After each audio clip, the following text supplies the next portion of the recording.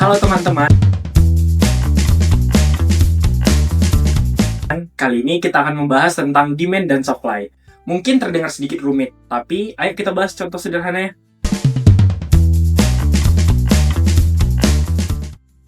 Supply itu apa sih?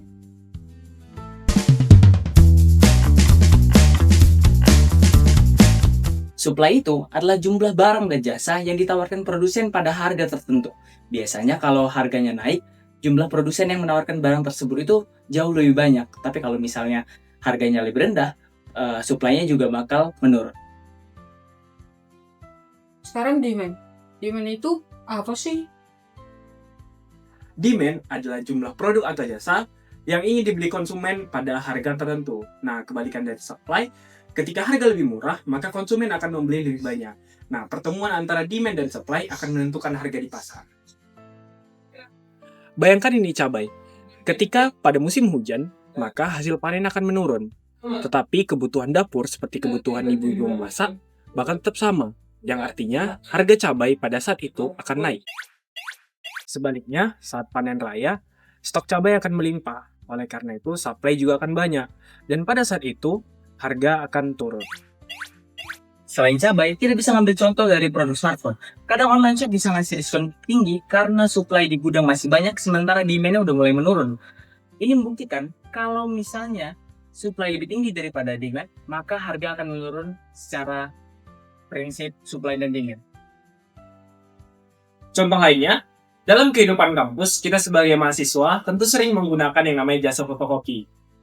Di dalam supply and demand, tentu itu akan mempengaruhi terhadap jasa fotokopi itu sendiri. Contohnya, ketika saat libur mahasiswa, tentu demand yang diberikan mahasiswa kepada jasa fotokopi tersebut bakal menurun. Oleh karena itu akan mempengaruhi income dari si pemilik fotokopinya, walaupun tidak akan menurunkan harganya. Tetapi sebaiknya ketika demand-nya meningkat, contoh pada saat akhir semester, mahasiswa memerlukan banyak print tugas akhir atau laporan dan lain-lainnya, maka demand yang diberikan mahasiswa kepada fotokopi tersebut akan meningkat. Ya, hasilnya income dari pemilik fotokopi tersebut bakal meningkat. Jadi itu merupakan contoh nyata kita sebagai mahasiswa yang menerapkan kehidupan supply and demand di dalam kehidupan sehari-hari kita. Kalau demand naik dan supply tetap, maka harga akan naik. Namun kalau supply naik dan demand tetap, maka harga akan turun. Tapi jika supply dan demand dua-duanya tetap, maka harga akan stabil. Itu adalah prinsip pertama, supply and demand.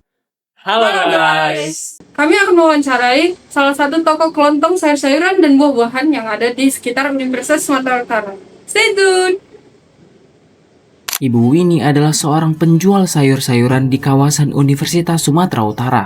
Beliau menjelaskan bahwa kenaikan harga sayur-sayuran berdampak langsung pada penurunan jumlah permintaan dari konsumen. Hal ini terlihat dari perilaku pembeli yang cenderung mengurangi jumlah pembelian ketika harga naik. Sebagai contoh, jika sebelumnya konsumen membeli 1 kg cabai, maka ketika harga cabai naik, konsumen hanya membeli setengah kilogram atau bahkan lebih sedikit. Fenomena ini menyebabkan jumlah produk yang terjual pada hari tersebut otomatis berkurang. Berdasarkan pernyataan Ibu ini, dapat disimpulkan bahwa terdapat hubungan negatif antara harga dan jumlah permintaan.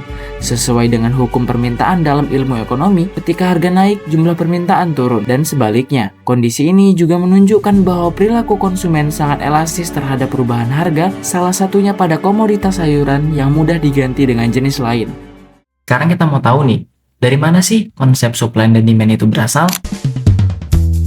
Konsep supply dan demand sebenarnya sudah ada sejak abad ke-18, terutama dalam bidang ekonomi klasik. Bapak ekonomi yaitu Adam Smith pada tahun 1776 dalam bukunya The Wealth of Nations menjelaskan konsep invisible hand di mana harga pasar terbentuk secara alami dari interaksi penawaran dan permintaan. Dilanjutkan oleh David Ricardo pada tahun 1817 yang memperdalam teori keunggulan komparatif yang juga berhubungan dengan permintaan barang lintas negara. Selanjutnya ada Alfred Marshall pada tahun 1890 yang dianggap sebagai tokoh yang memformulasikan hukum supply dan demand secara matematis. Ia menggambarkan kurva penawaran dan permintaan serta titik keseimbangan yaitu equilibrium harga. Sejak saat itu, teori ini menjadi dasar utama ekonomi mikro modern untuk menjelaskan bagaimana harga dan kuantitas barang dan jasa ditentukan di pasar.